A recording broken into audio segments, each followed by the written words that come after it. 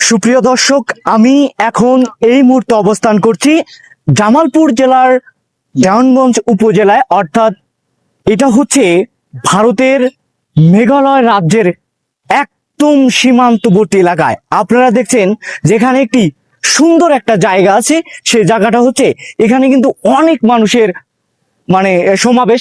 আপনারা দেখতে পাচ্ছেন যে ওই যে ভিতরে, অর্থাৎ ইন্ডিয়ার ওটা ওটা হচ্ছে দেখছেন আপনারা, তারকাটা দেখতে পাচ্ছেন। সুপ্রিয় দর্শক, ক্যামেরাম্যান একটু যদি কাছে আসেন তাহলে আমি জিনিসটা আরো ভালোভাবে দেখাতে পারবো। আপনারা যে দেখছেন ওখানে তারকাটা আছে, অর্থাৎ ইন্ডিয়ার ওইটা সীমানা, ওই ইন্ডিয়ার পাশেই ওইটা হচ্ছে মেঘালয় রাজ্য। সেই মেঘালয় রাজ্যে একটা মাজার শরীফ আছে, সেই মাজার শরীফ হচ্ছে হরজত হরজত শাহ কামাল রাদিয়াল্লাহু আনহুর মাজার শরীফ। এই মাজার শরীফে কিন্তু ইন্ডিয়ারা কিন্তু এখানে মাজার শরীফে কিন্তু তারা অবস্থান করছে। দেখেন, আপনারা দেখতে পারবেন যে মাজার শরীফে তারা এসে খিচুড়ি রান্না করছে, আপনারা দেখতে পাচ্ছেন।